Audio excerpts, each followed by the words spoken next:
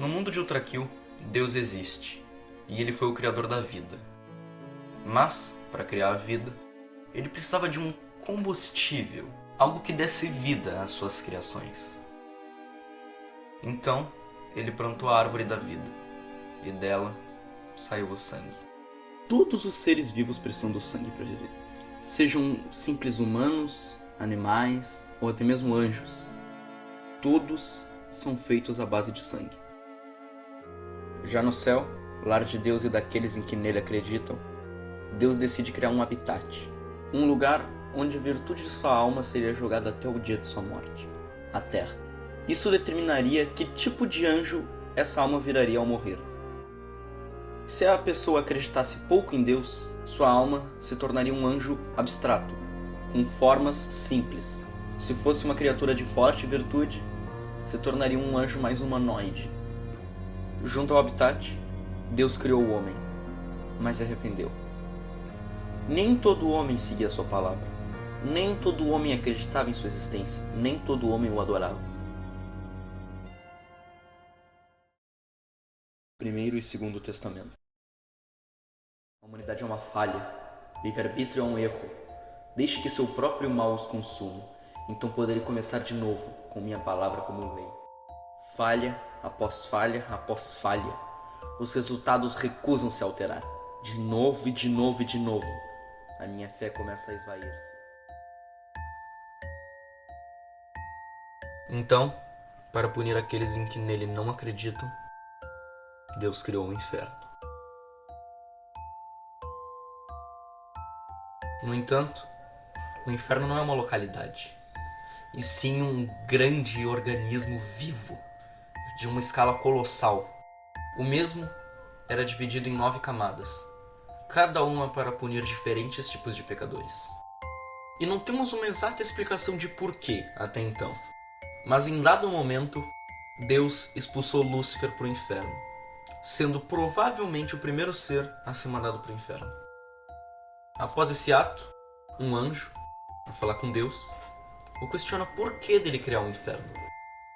O questiona se o sofrimento eterno só por não seguir em sua palavra não é demais. Este simples questionamento faz Deus refletir, e então o faz se encher de arrependimento. Ele tenta desfazer o inferno, mas já era tarde demais. Ele falha.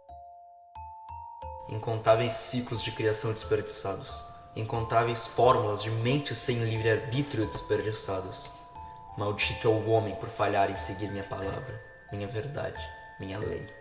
Condenado a uma eternidade de sofrimento e tortura, de lamento e o ranger de dentes. Eu criei o inferno, e agora eu não posso desfazê-lo. Senhor, por que tormento eterno? Não é cruel demais? Tortura inacabável realmente é o destino adequado para um tolo? Um lindo anjo me perguntou isso, e eu não pude achar resposta, pois eu nunca poderia enfrentar a culpa do que eu fiz. Meu arrependimento, como um câncer me corroendo. Em momento de fraqueza, o terror me possuiu, e eu lancei Lúcifer ao inferno. Quando eu notei o que eu acabara feito, eu pude apenas lamentar, enquanto afundei lentamente nas profundezas do desespero.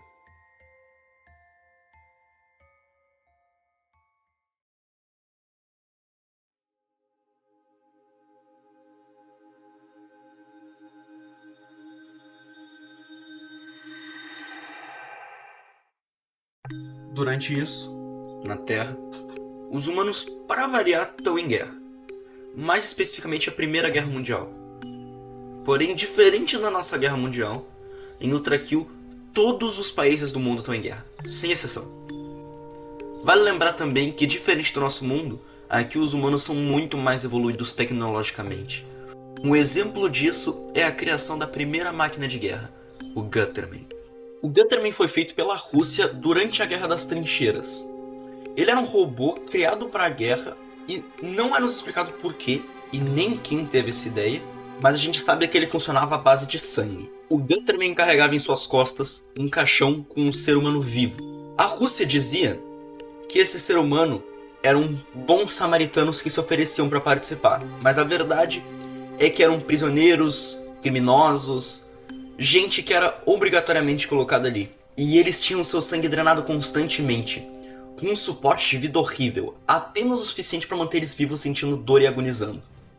Mas o importante é, o Gutterman era imparável, ele era absurdo. Se alguém jogasse um desses numa trincheira, acabou.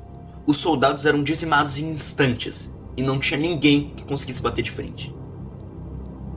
Até que a Alemanha, numa tentativa de bater de frente com a Rússia, decide fazer sua própria máquina, e a chama de Guttertank. Assim como o Gutterman, o Guttertank era implacável. Por onde ele passasse, deixava um rastro de destruição. Ele era capaz de tirar mísseis do seu braço, conseguia plantar minas e facilmente conseguia destruir tanques de guerra.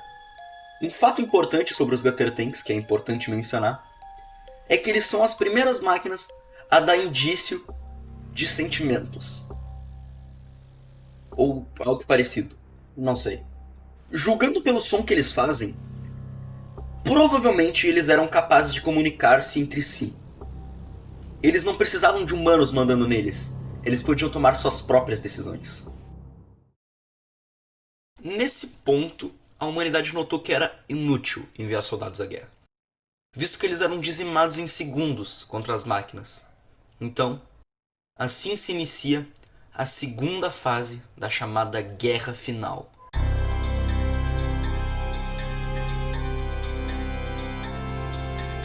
Essa fase se resumia a quem construía a melhor máquina, todas abastecidas com sangue. E isso durou aproximadamente 200 anos. Era máquina atrás de máquina atrás de máquina. Até o fatídico dia em que o Japão decidiu criar a sua máquina. A máquina do Japão foi conhecida por ser a última máquina da guerra, o Earth Mover. Essas máquinas eram de um tamanho tão colossal que são maior que qualquer prédio que você já tenha visto na sua vida. E por conta do seu tamanho, os Earth Movers não utilizavam só sangue para funcionar.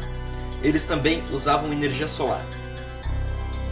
Os Earth Movers eram tão poderosos que poderiam destruir cidades inteiras em instantes. A esse ponto, a guerra havia destruindo tanto que não havia mais lugar para você chamar de lar. Porque antes que você notasse, a sua casa seria reduzida a átomos. Por conta disso, não demorou muito para que os humanos se adaptassem. E eles começaram a construir casas, cidades inteiras nas costas dos Earth Movers. E por conta da resistência fenomenal dos mesmos, acabou dando certo. Quer dizer, mais ou menos. Na verdade eu menti. Quando eu disse que os Earth Movers foram os últimos robôs criados na guerra, não é exatamente verdade. Porque depois dos Earth Movers veio um. Mas quando eu digo um, é literalmente um. Foi feita uma única unidade dessa máquina. Por isso os Earth Movers são considerados os últimos da guerra. Enfim, essa máquina era chamada de V1. Um robô humanoide azul com uma habilidade completamente diferente de todas as outras máquinas. Absorver sangue pelo puro contato físico. Ele foi feito para counterar os Earth Movers. Os Earth Movers eram extremamente resistentes e eles tinham um sistema de segurança. E a agilidade do V1 era utilizada para entrar furtivamente dentro dos Earth Movers e explodi-los por dentro. O motivo pelo qual nunca produziram muitos V1s foi porque a guerra estava perto do seu fim.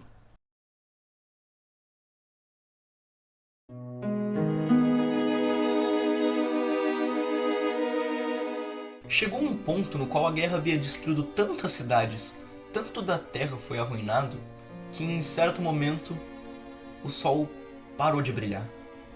A fumaça da destruição dos Earth Movers cobriu o planeta, num evento que ficou conhecido como The Long Night.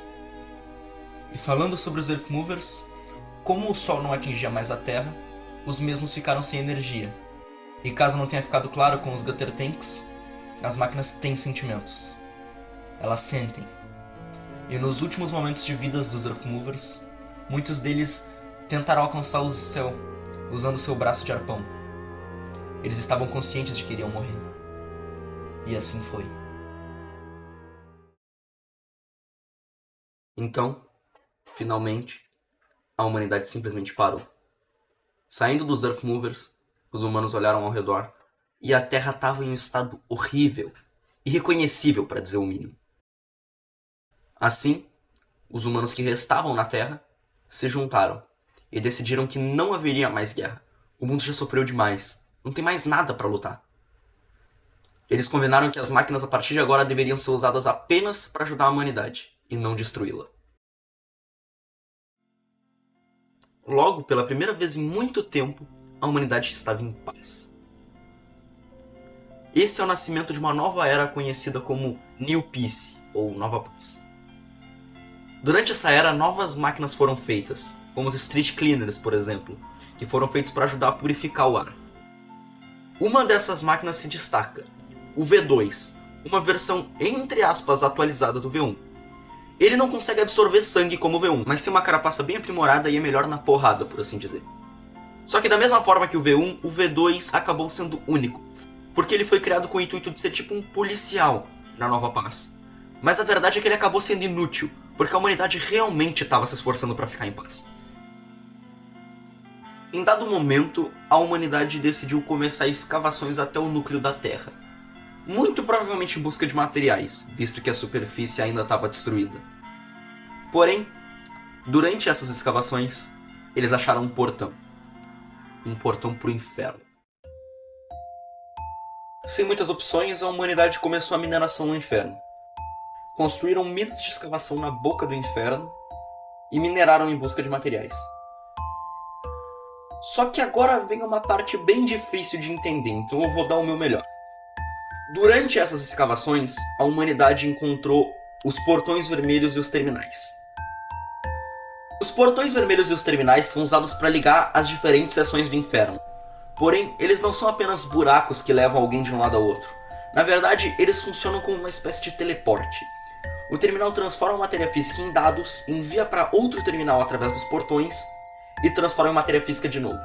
Inclusive, os terminais não tinham um local fixo. Eles apareciam quando eles queriam, aonde eles queriam. Os humanos, obviamente, quiseram se aproveitar disso. Porém, só fizeram isso uma vez, visto que transformar matéria em dado e matéria de novo era muito demorado.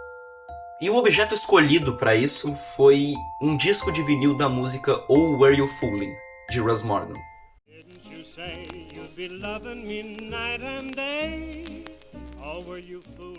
Eles jogaram o disco de vinil no portão e em seguida os terminais começaram a cantar a música. Porém, eles só cantavam a parte instrumental da música, sem o vocal. E alguns engenheiros que trabalhavam nos terminais relatam que quando estavam sozinhos, sem nenhum equipamento que pudesse gravar os terminais, eles cantavam a música. E assim foi feita uma piada entre os engenheiros que os terminais tinham vergonha de cantar. O que os humanos não sabiam é que os terminais estavam vivos, assim como as máquinas. E o sentimento que eles mais sentiam era o tédio.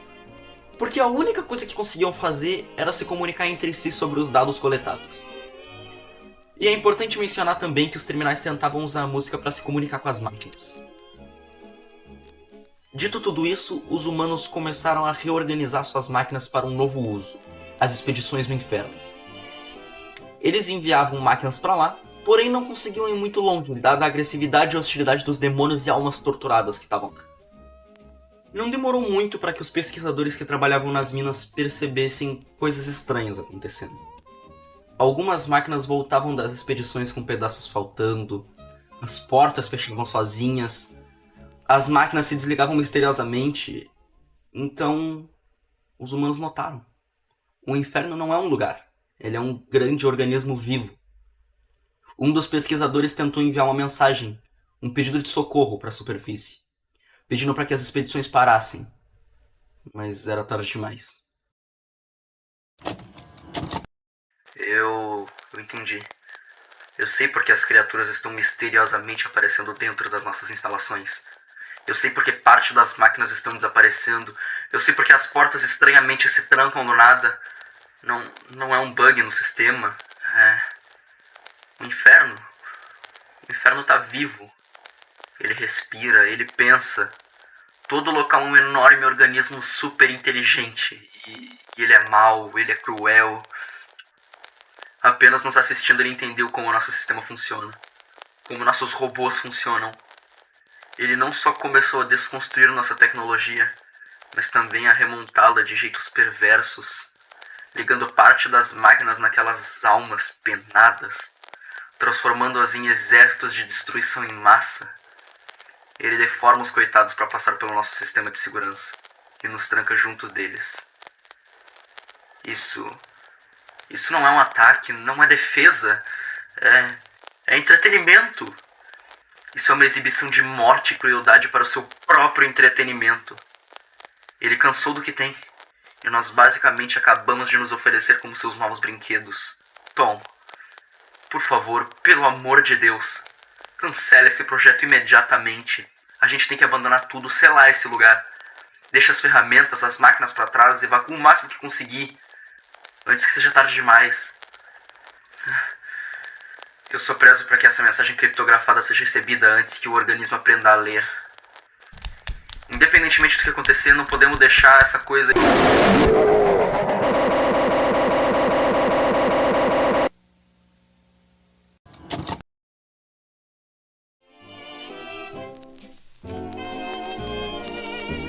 Os pistões que antes esmagavam minerais, agora esmagavam ossos e carne. Maquinários cobertos por sangue, muitos morreram. Os poucos que sobreviveram barricaram a entrada das minas e juraram que nunca mais iam voltar. Só que não ajudou muito. A humanidade foi extinta. E só pra deixar claro, a gente não sabe exatamente por quê. Mas a teoria mais plausível é que junto das minas o inferno consumiu o planeta inteiro. E assim foi o fim da humanidade. Didn't you say you'd be loving me night and day? Or were you fooling? Voltando um pouco ao céu, enquanto tudo isso acontecia na Terra, Deus, diante de tanta desgraça e arrependimento após criar o inferno e assistir à extinção da humanidade, decide sumir. Não sabemos se ele morreu ou se apenas fugiu. Mas o que importa é, Deus foi embora. E assim que Deus foi embora, obviamente os anjos ficaram loucos, sem saber o que fazer. Então, assim se inicia a reforma no céu. Para tentar fazer tudo voltar como era antes, os anjos mais importantes do céu formaram o Conselho dos Anjos e continuariam a seguir a palavra do Senhor. Porém, isso não foi da noite pro dia. Eles levaram um certo tempo para criar o Conselho. E aqui a gente conhece o personagem mais importante da obra, Gabriel. Gabriel é um arcanjo muito respeitado pelo Conselho e muito amado pelo povo do céu em geral. Tudo que o Conselho pede ao Gabriel, ele faz sem pensar duas vezes. Então, guarda esse nome que ele vai ser importante. Beleza, já falamos do céu, já falamos da terra, mas e quanto ao inferno? Bom, o inferno é separado em 9 camadas, sendo elas limbo, luxúria, gula, ganância, ira, heresia, violência, fraude e traição. E dentre delas, uma se destaca. A segunda camada, a luxúria, a gente pode encontrar o rei Minos. O Minos é um personagem importantíssimo para a história, porque ele não só é o rei da camada da luxúria, como também é o juiz do inferno. Ou seja, quando você morre e vai pro inferno, é ele que vai dizer para que camada tu deve ir baseado nos pecados em vida. Porém, o Minos acreditava que a luxúria era na verdade amor em sua forma mais pura. Ele pensava que essa camada do inferno não deveria punir os seres em que nela residiam. Mas por conta do pessoal do céu, que sempre tinha anjos cuidando do que o inferno fazia, ele não podia fazer nada. Só que, quando Deus sumiu, os anjos ficaram muito desorganizados e começaram a formar o conselho. Nesse meio tempo, os anjos que cuidavam do inferno voltaram para o céu. Então, o rei Minos achou que seria o momento perfeito para reformar a camada da luxúria e transformar ela numa utopia. Construiu prédios, casas, um lugar perfeito para viver. Legal, tem uma coisa na história que eu não soube como encaixar no roteiro, mas é importante mencionar. Os Husks. Os Husks são as manifestações dos pecadores do inferno. Ou seja, os Filths, os Strays, os Ferrymans, entre outros. Só que quando você morre e vai pro inferno, o seu Husk vai ser baseado em o quão conhecido tu era em vida. Os Filths, por exemplo, são Husks que nem os braços têm, porque eles foram tão insignificantes na vida que ninguém lembra deles. Logo, o Husk deles é pequeno. E esse é o motivo pelo rei Minos ser tão grande, porque ele era um rei em vida, e todo mundo conhecia ele. Por isso, ele é tão importante. O mesmo vale para os Sísifos, que eu vou comentar mais pra frente no vídeo. Assim que a reforma do céu foi concluída e o conselho foi feito, eles voltaram a cuidar do inferno e viram o que o Minos tinha feito. Obviamente ficaram enfurecidos, porque o inferno era feito para punir os pecadores e não recompensá-los. Assim, o conselho enviou ninguém mais, ninguém menos que o anjo Gabriel para matar o Minos. E assim foi. Depois de matar o Minos, Gabriel assumiu o cargo de juiz do inferno. Porém, o que nem Gabriel nem o conselho esperavam é que Minos, mesmo depois de morto, ainda seria uma ameaça. Porque Minos estava começando a se tornar uma alma Prime. Ok, vamos lá. Uma alma Prime é uma alma na sua forma mais poderosa. É o ponto de uma alma estar tão forte que ela nem necessita mais de um Husky para se manifestar. Elas existem por pura força de vontade. E como dito, Minos estava se formando como uma alma Prime. Ou seja, ele era uma grande ameaça para o conselho. Então, Gabriel e o conselho precisavam se livrar da alma de Minos de alguma forma. Assim, eles construíram um ser chamado Prisão de Carne e aprisionaram a alma de Minos lá dentro, na terceira camada do inferno, a Gula. Mas a história de Minos não acaba aí, e a gente já vai voltar nele. Minos não foi o único que se rebelou contra os anjos. Sísifos também. Sísifos era o rei da quarta camada do inferno, a ganância. E durante a reforma no céu, Sísifos aproveitou para juntar vários Husks daquela camada e treinou eles com o objetivo de fugir do inferno e atacar o céu. Assim surgiram os insurrecionistas de Sísifos. Obviamente, assim que a reforma no céu acabou, os anjos não gostaram nem um pouco disso, e acabaram entrando em guerra com Sísifos e seus Husks. Diferente de Minos, que tentou fazer um protesto pacífico, reformando a camada da luxúria, Sísifo sabia que ser pacífico não ia ajudar em nada. Por mais que Minos fosse inteligente e persuasivo, ele também era um homem nobre. E esses valores pouco importavam para os Sísifos, que orgulhosamente iria mentir, trapacear ou matar, se fosse necessário para proteger seus companheiros. A guerra acabou com Sísifos tendo sua cabeça arrancada por Gabriel. Porém, esse não é o fim da história de Sísifos, já que assim como Minos, Sísifos tinha uma grande força de vontade. Uma força de vontade ainda maior que a de Minos, para falar a verdade. E começou a se formar uma alma Prime. Uma alma Prime bem mais poderosa que a de Minos. Então, os anjos produziram uma versão melhorada da prisão de carne, e chamaram ela de Panóptico de Carne, aprisionando a alma de Sísifos lá, na sexta camada do inferno, a heresia.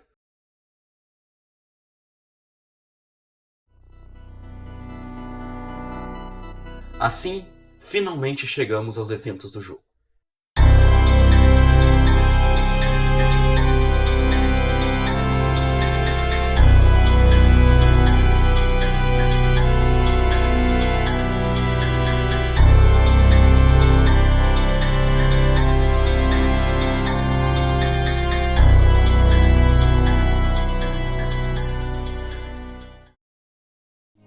Depois da extinção da humanidade, as máquinas ainda estavam conscientes, e elas ainda precisavam do sangue para reabastecer elas.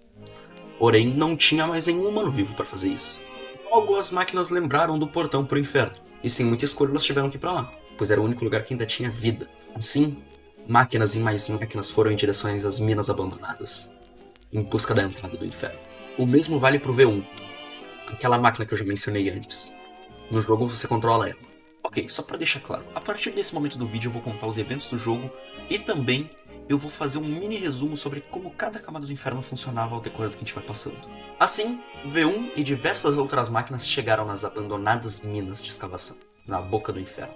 Agora a gente tem um retorno de um personagem bem importante, os terminais. Vocês lembram que eu tinha dito antes que os terminais eram conscientes e eles tinham muito tédio, porque eles só conseguiam ficar parados sem fazer nada? Então, quando as máquinas começaram a entrar no inferno em busca de sangue, os terminais obviamente notaram e pensaram, talvez a gente consiga tirar algum entretenimento disso. Assim, os terminais assistiam às máquinas fazendo suas brutalidades e recompensavam elas com pontos. Pontos que elas poderiam gastar para comprar variantes de suas armas. E os próprios terminais produziam, utilizando aquela função de matéria para dados para matéria de novo. Assim, os terminais se divertiam assistindo às máquinas, e as máquinas tinham seus arsenais aumentados por conta dos terminais, e conseguiam mais sangue. Voltando ao V1, depois dele derrotar 2 demônios, ele consegue achar o portão do inferno, e ele entra, indo para a primeira camada, Limbo.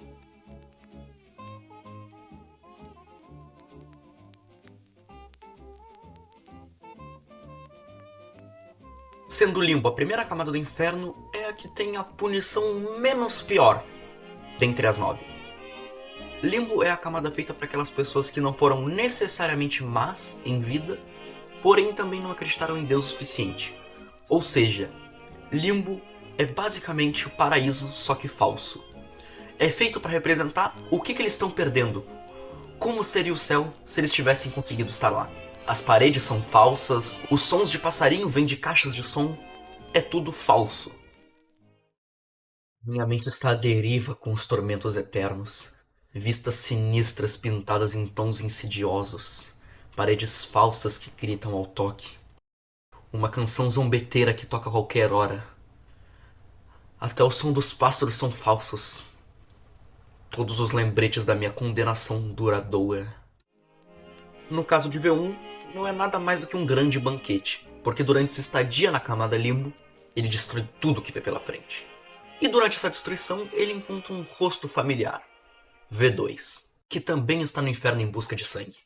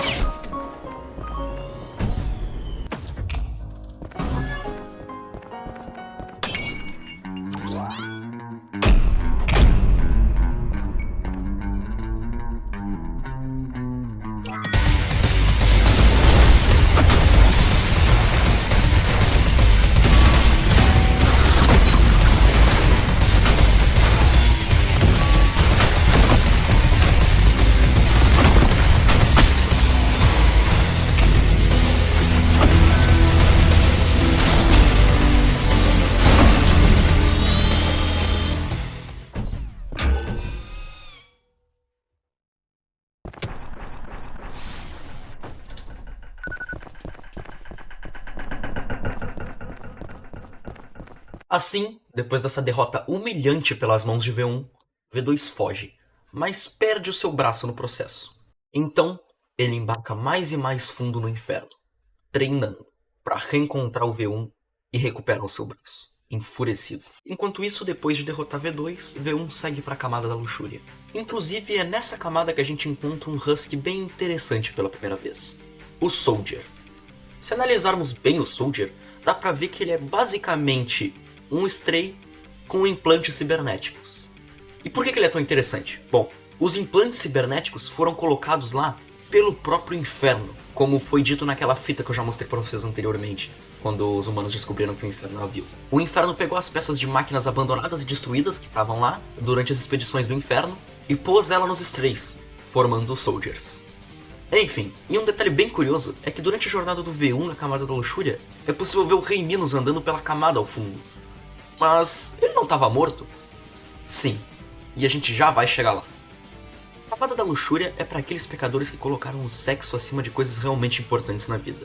E a punição desses pecadores são os ventos fortes e grandes tempestades que acontecem nessa camada. Nunca eram capazes de descansar porque sempre tinha um grande vento forte atrapalhando tudo. Ou pelo menos era assim, até a reforma na luxúria feita por Minos. Falando no Minos, a gente finalmente descobre o que acontece com ele depois dele ter sido morto por Gabriel. Depois de morto, o corpo de Minos acabou ficando cheio de parasitas que agora controlam ele. Assim, o corpo desalmado de Minos agora pisoteia sobre as cidades que uma vez ele construiu. Enquanto isso, os pecadores dessa camada agora têm mais do que apenas o vento para temer. Se não se cuidarem, podem acabar sendo pisoteados pelo gigante cadáver do rei Minos. Eventualmente, V1 se encontra com o Rei Minos na camada da luxúria, e eles têm um confronto.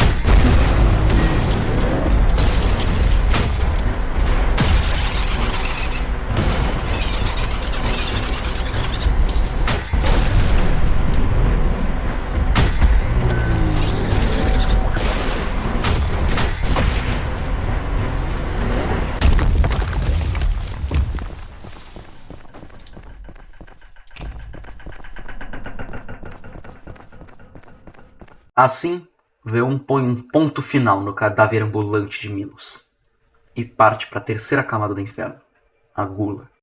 Essa camada foi feita para aquelas pessoas que foram gulosas em vida. A sua punição é derreter eternamente em ácido estomacal e conviver com as paredes carnudas da camada. Nesse ponto da gameplay, os anjos já estão cientes da presença das máquinas no inferno. E obviamente, elas não deviam estar aí. Então isso acaba sobrando pro próprio Gabriel. Porque, caso você não lembre, depois que ele matou o Minos, ele se tornou o atual juiz do inferno. Logo, ele cuida do inferno. E ele fica encarregado de eliminar todas as máquinas do inferno. Porém, são muitas. Dessa forma, V1 segue seu caminho pela camada da gula, destruindo tudo que ele encontra. Porém, mal sabia ele o que esperava embaixo.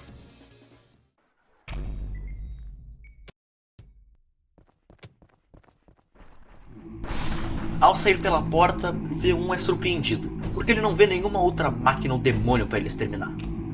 Finalmente, o próprio Gabriel dá as caras e faz uma ameaça a V1.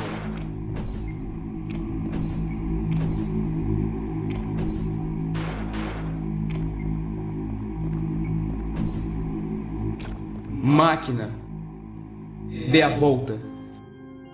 Esse reinado não é feito para a sua espécie. Volte agora ou estará infringindo a vontade de Deus.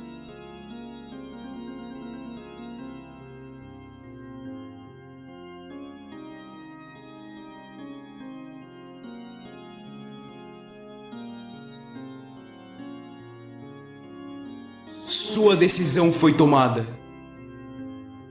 Como braço direito do Senhor, eu irei destruí-lo, e você se tornará inanimado de novo.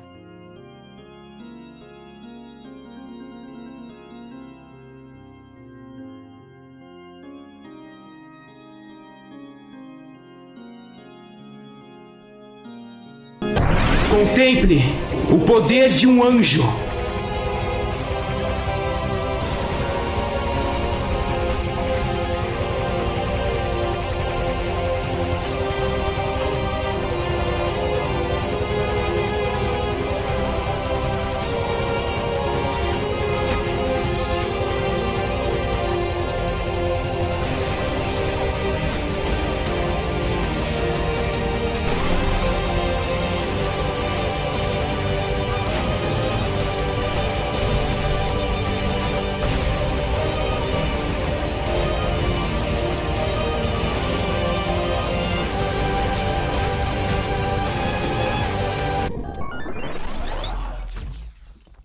O quê?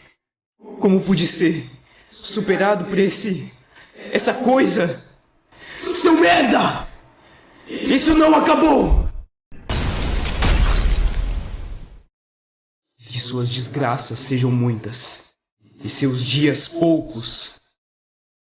Assim, Gabriel, pela primeira vez em sua vida, experiencia o gosto da derrota e volta ao conselho humilhado.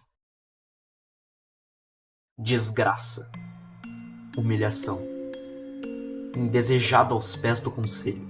Seus olhos brilhavam em um ressentimento amargo. Olhavam para o corpo e alma machucados de Gabriel. Então este abandonou o caminho do nosso Criador? Ele não é digno da luz divina, eles disseram.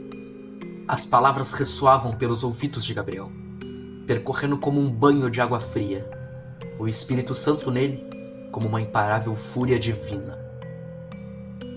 Santo Conselho, minha devoção a nosso Criador é absoluta. Eu nunca deixei de seguir a vontade do Senhor. Mas essa máquina... Você ousa insinuar que o poder do Senhor deveria ser utilizado por conta de meros objetos? Impossível. Inimaginável. Sua traição não será tolerada. E como punição, a luz do Senhor será retirada de você. Você tem 24 horas antes que morra, Gabriel. Prove sua lealdade. Desfaça os seus erros. Assim que a luz foi removida de seu corpo, os gritos de Gabriel foram silenciados diante do assobio em louvor a Deus. Uma angústia fervente, nas quais nem o fogo do inferno se comparavam. Através das chamas dos tormentos, um ódio absoluto foi forjado. Se a máquina queria sangue, ele daria de graça, e com tanta fúria, até metal iria sangrar.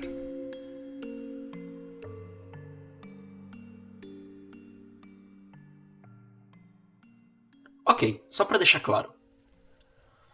Como eu acabei de explicar, Gabriel, depois da sua derrota humilhante pelas mãos de V1, teve sua ligação com a luz do Senhor cortada.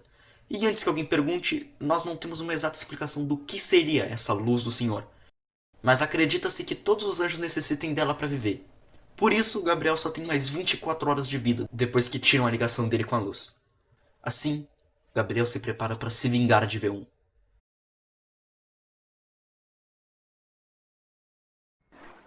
Depois de derrotar Gabriel, V1 segue seu caminho pela camada da gula. Ao sair pela porta, dá uma olhada ao redor e tudo que vê é uma ponte de ossos e uma tocha. Ele pega a tocha e segue seu caminho pelos ossos. Quanto mais desce, mais distorcida fica a música ao fundo. Ele se prepara para o que seja lá que estiver lá embaixo.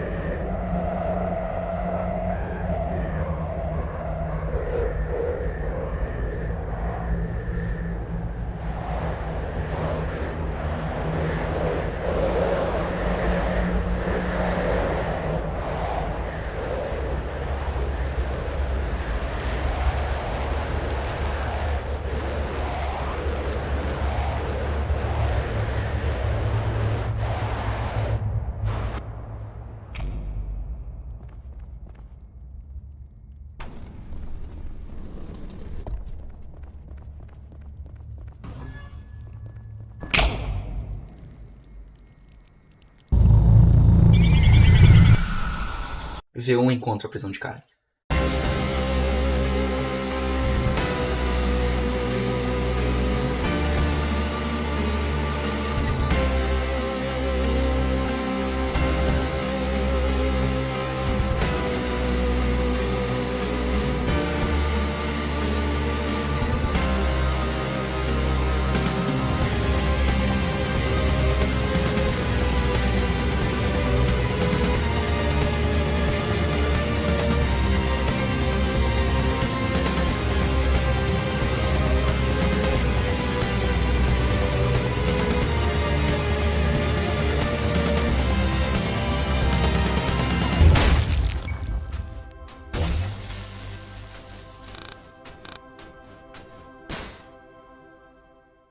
Destruindo a prisão de carne, V1 liberta Minos.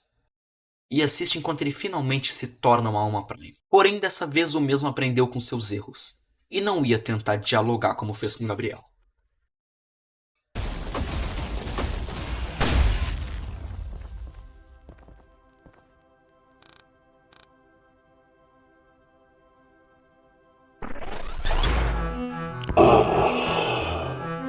Livre, afinal. Oh, Gabriel, aqui começa nosso acerto de contas. E seu sangue brilhará diante dos templos dos homens. Criatura de aço, minha gratidão a ti pela minha liberdade. Mas os crimes que a tua espécie cometeu contra a humanidade não foram esquecidos. E a punição é a morte.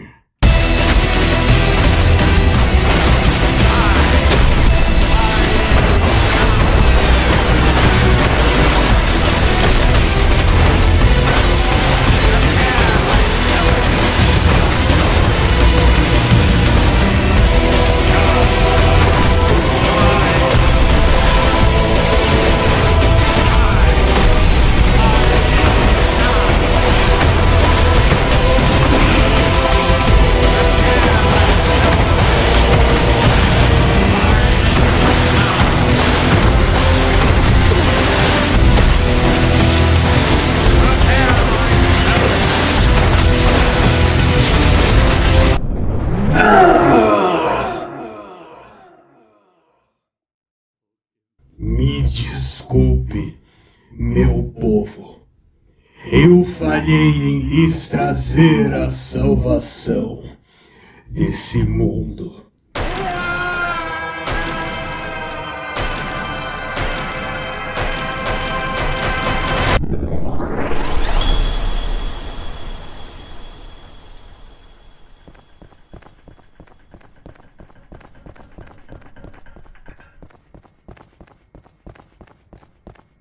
Dessa forma, V1 põe um ponto final na história de Minos e segue para a quarta camada do inferno, a ganância. A punição para os pecadores dessa camada era ficar empurrando uma pedra até o topo de uma pirâmide, para o resto da eternidade. Importante mencionar também que as areias dessa camada são extremamente quentes. Se você toca na areia, você se queima instantaneamente. Essa também é a camada do rei Sísifos, de toda a história que eu já contei antes. E na jornada do V1, é nessa camada onde ele se reencontra com o V2. E dessa vez o mesmo tá com sangue nos olhos. O tempo que ele esteve fora, ele usou para construir um braço novo para ele. E estudou as habilidades do V1. E assim foi ao seu encontro.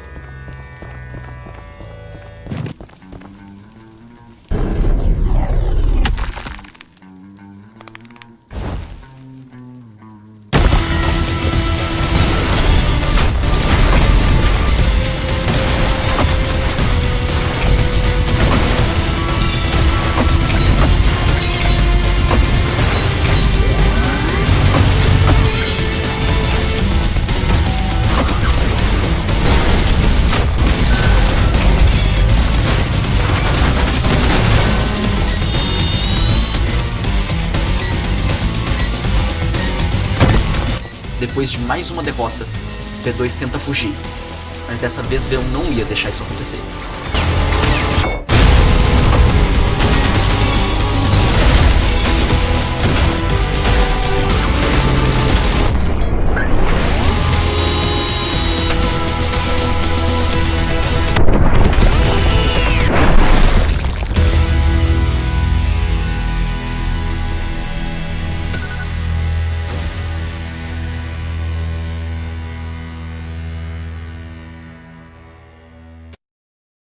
Para a infelicidade de V2, dessa vez ele não foi capaz de fugir, e acabou tendo o fim de sua vida por conta do seu antecessor.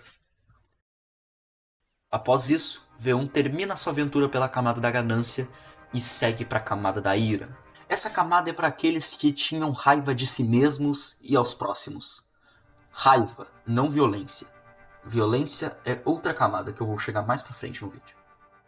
A punição para os pecadores dessa camada é ficar eternamente se afogando em um oceano de pessoas. Sim, o mar que tu vê na quinta camada do inferno são seres vivos. Para resumir, na camada da ira você tem essencialmente duas opções.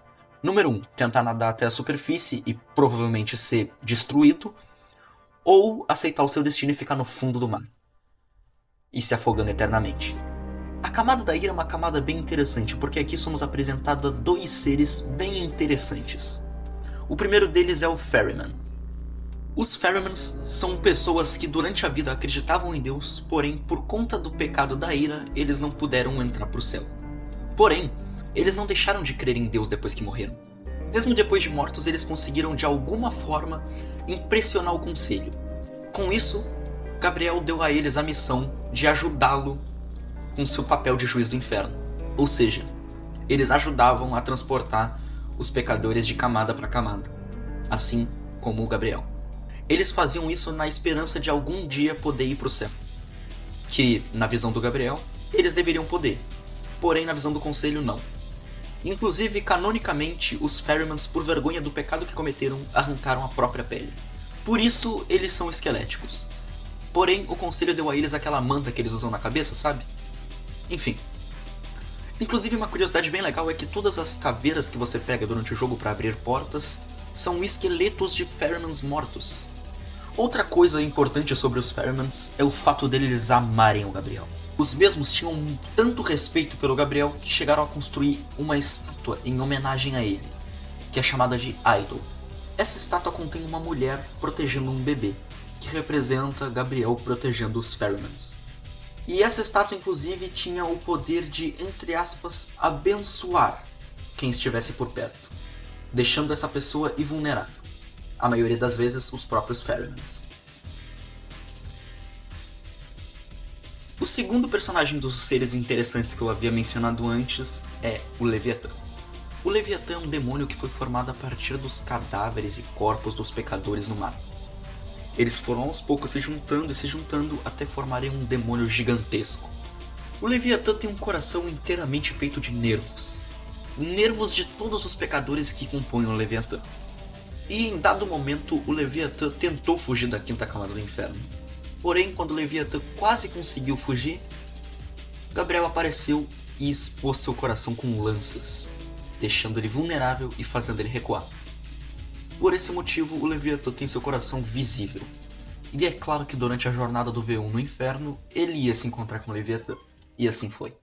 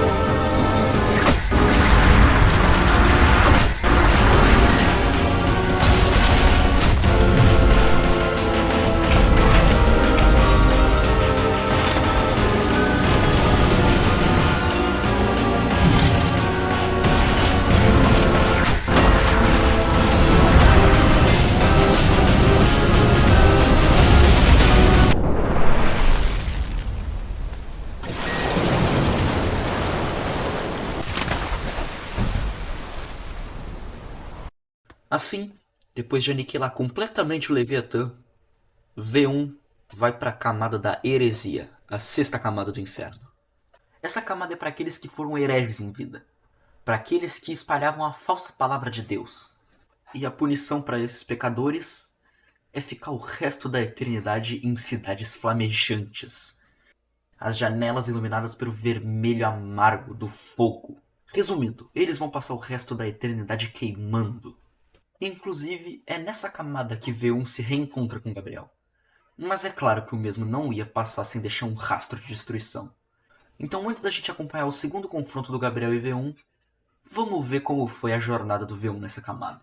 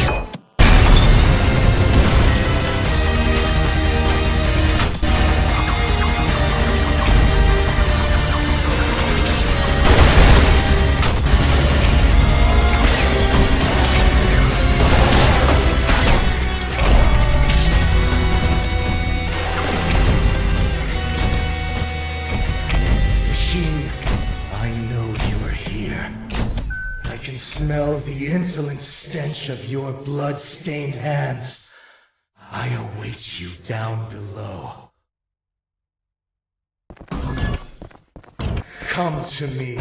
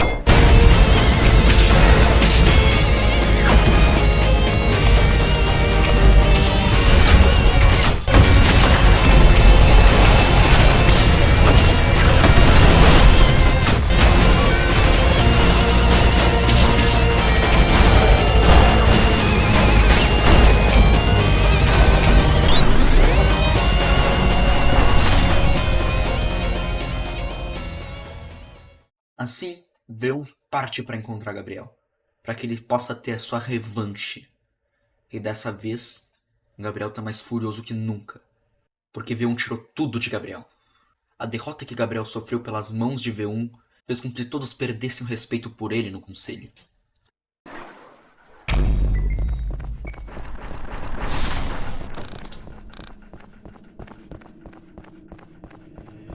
Limbo, luxúria, já eram. Com a gula a seguir. Seu tipo não conhece nada além da violência. Exterminaram toda a vida nas camadas acima e ainda permanecem insatisfeitos. Assim como você. Você tirou tudo de mim, máquina. Agora, tudo que resta é ódio absoluto.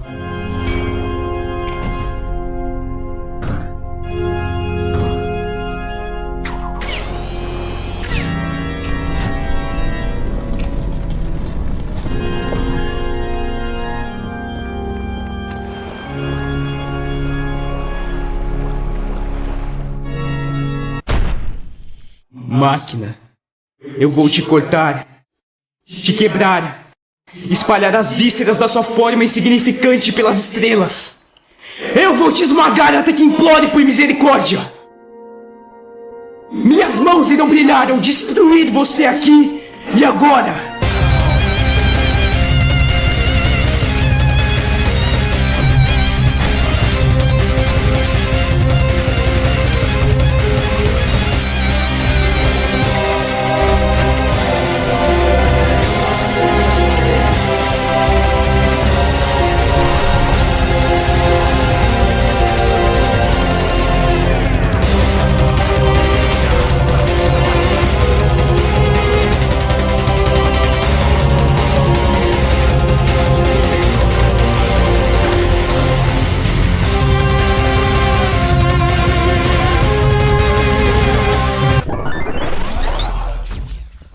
De novo! Derrotado por um objeto de novo! Eu só conhecia a sensação de vencer. Mas essa sensação... Esse é meu sangue? Eu nunca senti tanto... alívio. Eu preciso de um tempo para pensar. Nos encontraremos de novo. Máquina. Que suas desgraças sejam muitas. E seus dias poucos.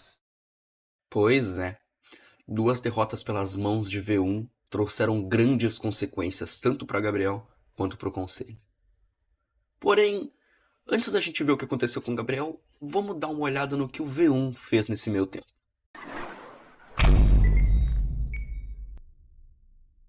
Depois de derrotar Gabriel pela 2ª vez, V1 continua o caminho dele pela Camada da Heresia. E ao sair pela porta ele é agraciado com uma bela chuva e uma cidade aconchegante. Mas mal ele sabia o que esperava.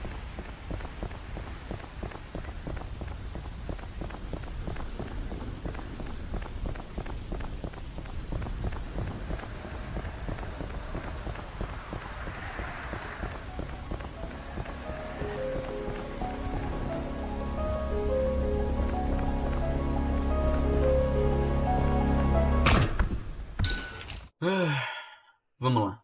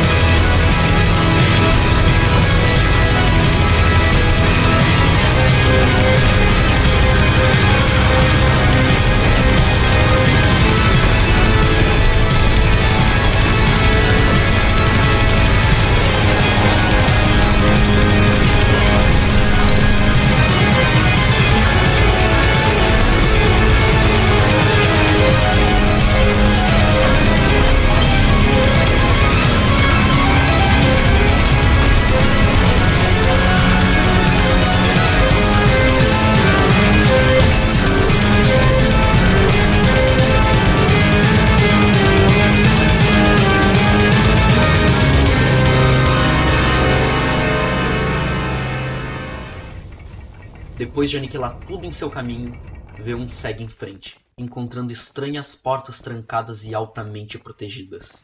Seja lá o que esteja sendo mantido aí dentro, não devia ser solto.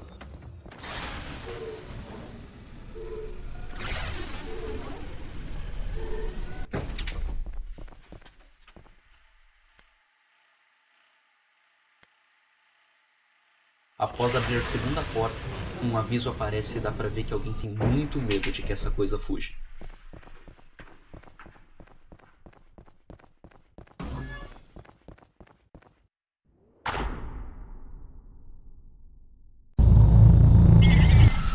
Assim, a gente finalmente entende o porquê de tanta proteção. V1 encontra o panóptico de carne, criado para aprisionar a alma de Sísifos.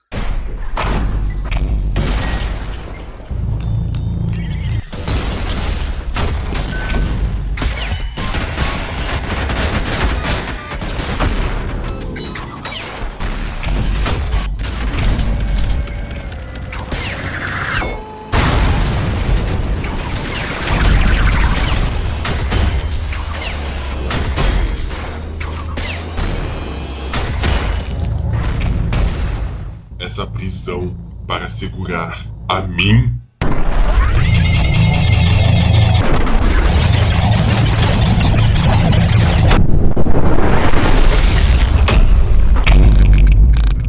Um visitante? De fato, dormi tempo suficiente. O reino dos céus esqueceu do meu nome há muito tempo e estou ansioso para fazê-los lembrar. No entanto, o sangue de Minos percorre pelas suas mãos, e devo admitir, estou curioso quanto às suas habilidades. Arma. Então, antes que eu destrua as cidades e esmague as tropas do céu, você irá servir como aperitivo. Venha, criação do homem, e morra.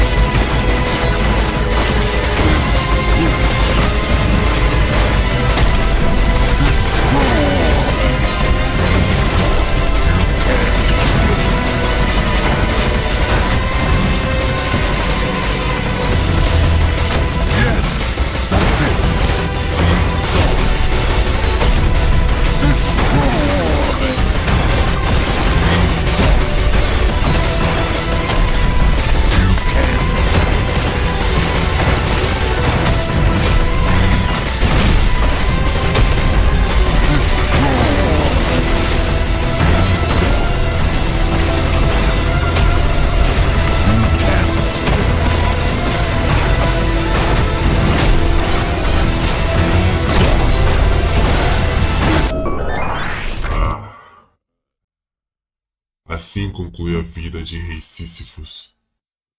Um final adequado para uma existência definida por simples sofrimento. Condenado desde o início. E eu não me arrependo de nenhum segundo.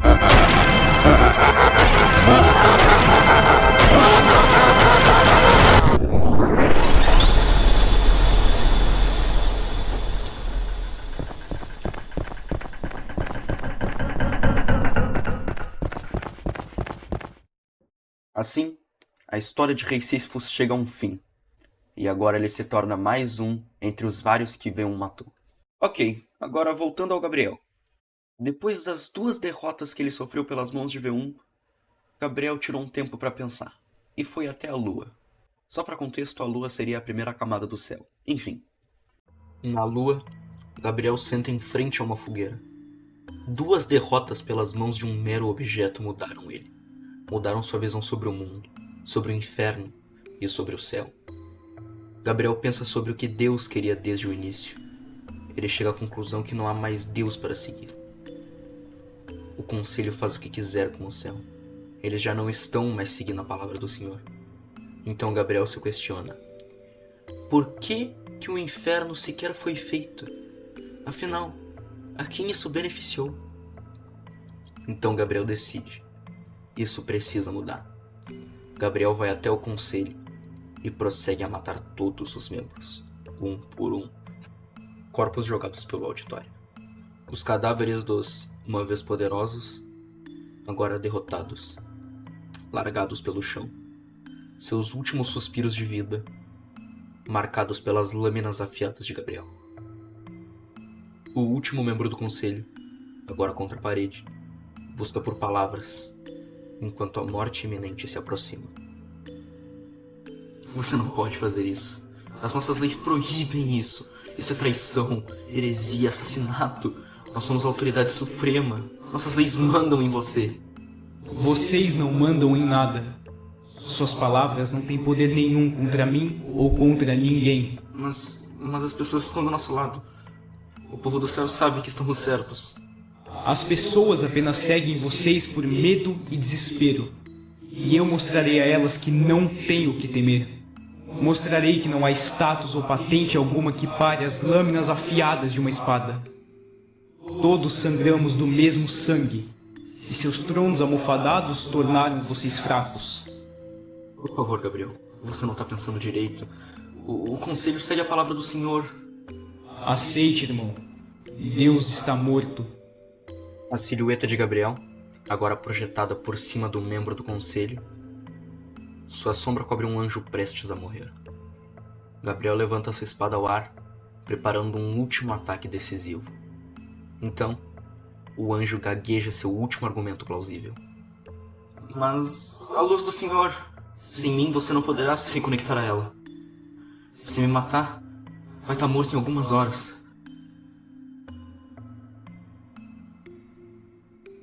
Eu sei. Assim, um corte rápido, porém silencioso, ocorre. A cabeça do pobre coitado cai ao chão, junto ao resto do seu corpo. Agora desprovido de status, mas cheio de propósito, Gabriel dá uma última mensagem ao povo do céu, antes de sair de lá pela última vez. Sem dizer uma palavra, ele estica seu braço. Todos veem.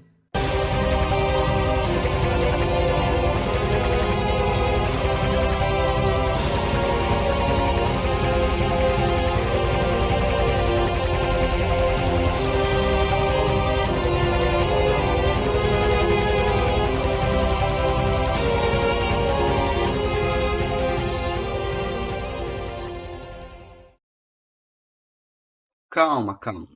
Eu sei que a história não tá completa. Infelizmente, o Ultra Kill não lançou completo ainda. Ainda falta as últimas 2 camadas pra gente poder ter o final dessa história. E dependendo de como for esse vídeo, eu resumo o resto da história quando lançar. Mas espera aí, nós não temos a Layer 7? Bom, sim. Se você notou, eu contei a história até a camada 6. Porém, sim, nós temos uma camada 7. Porém, a camada 7 veio pra explicar coisas da história do passado. Ela veio muito mais para explicar como foi a guerra final entre os humanos, e não o que aconteceu durante o jogo. Porém, tem umas coisas interessantes que é bom mencionar para ninguém dizer que eu deixei. Então, vamos lá. Bom, a sétima camada do inferno é a camada da violência, e essa camada é uma camada bem interessante porque ela tem, digamos que, subcamadas. A camada da violência tem diferentes punições dependendo de que tipo de violência tu cometeu. Violência contra si mesmo, violência contra o próximo, ou violência contra Deus. Se você cometesse violência contra o próximo, sua punição seria ficar eternamente em um lago de ácido fervente. Se tu cometeu violência contra si mesmo, a tua punição é se tornar uma árvore. Sim, isso mesmo. Tu vai ficar eternamente parado sendo uma árvore. É isso. E por fim, se você cometeu violência contra Deus, a sua punição é ser enviado para um terreno baldio com o chão que queima e que cai fogo do céu a todo momento. Inclusive, uma curiosidade. Isso nunca foi dito em Ultra Kill propriamente. Porém, Ultra Kill é muito inspirado em O Inferno de Dante. E nessa camada do inferno, o inferno de Dante, é estabelecido que se você para de se mexer, você fica grudado no chão. E eu sinceramente acredito que isso também se aplica ao Trakil, porque na fase que você vai para essa subcamada, você encontra um Earthmover. E se você vê, os pés dele estão grudados ao chão. Enfim, agora que já terminamos com as punições, tinha uma última coisa que eu queria falar pra gente poder finalizar essa camada. O Minotauro. O Minotauro foi nada mais, nada menos que o primeiro demônio do inferno. E ele foi criado na época que o Minos ainda era o juiz do inferno. E a gente não sabe quem foi o criador do Minotauro, porque o nome dele tá borrado no terminal do Minotauro. Muito provavelmente ele vai ser revelado na Layer 8 ou 9. Enfim, esse personagem que ainda não tem nome criou o Minotauro e deu de presente pro Minos. Na visão do criador do Minotauro, o Minotauro era um lindo monumento de morte e desespero. Porém, Minos não achou isso. Minos ficou aterrorizado com a criatura e expulsou ele para a 7ª camada do inferno, os labirintos da violência, esperando que ela nunca fosse sair de lá. Inclusive, tem uma teoria bem famosa que eu mesmo acredito que não foi ninguém que criou o Minotauro, foi o próprio inferno. O que faria sentido com o fato desse personagem misterioso ver beleza na crueldade do Minotauro. Provavelmente o inferno fez isso para mexer com o Minos, e funcionou. Porque lembre-se, o inferno é cruel. Mas o que importa é, a história do Minotauro é meio triste, porque o último sonho do Minotauro antes de morrer era poder ver a luz do sol uma última vez. Só que ele não podia, porque ele estava preso no labirinto. Assim, quando ele se encontrou com V1, sua vida chegou ao fim.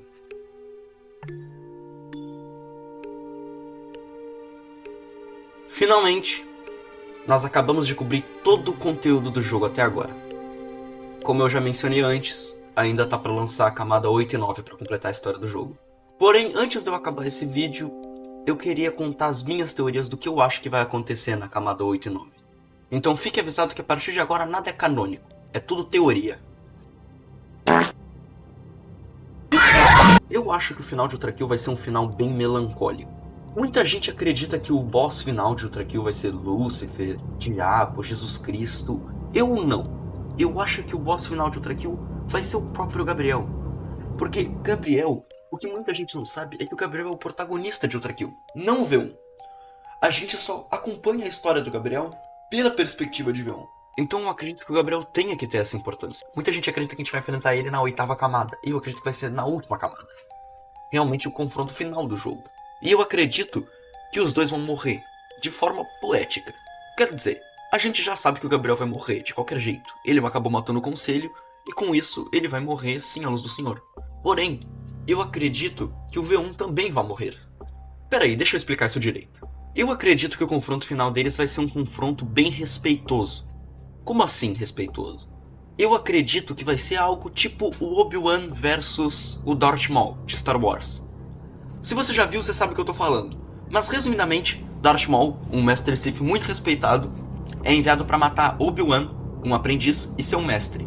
Maul facilmente mata o mestre de Obi-Wan, mas é humilhado pelo mesmo.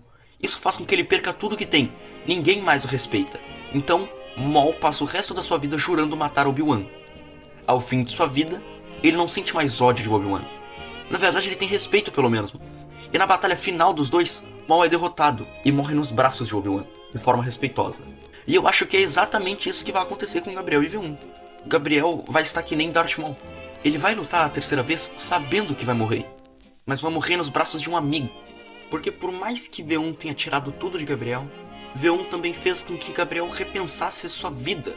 Fez com que ele percebesse que o conselho não era tão bonzinho quanto ele pensava. Então, por mais absurdo que pareça, talvez o Gabriel no fundo seja um pouco grato ao V1. E quanto ao V1, eu acho que ele vai morrer de uma forma melancólica também. Eu acredito que ele vai morrer por consequência das próprias ações. Buscar pelo sangue. Afinal é o que ele tá fazendo desde o início do jogo, né? E eu acredito que no final dele, depois de derrotar o Gabriel pela terceira vez, eliminando ele de uma vez por todas, ele vai ter acabado com todo o sangue do inferno. E assim, ele vai ficar sem energia. Logo, eu acredito que Gabriel vai morrer pelas mãos daquele que ele tanto tentou matar, e V1 vai morrer completando seu objetivo. Conseguir sangue. Eu acho que seria um ótimo jeito de pôr um ponto final na história dos dois. Os dois morrendo juntos. Imagina comigo a cena.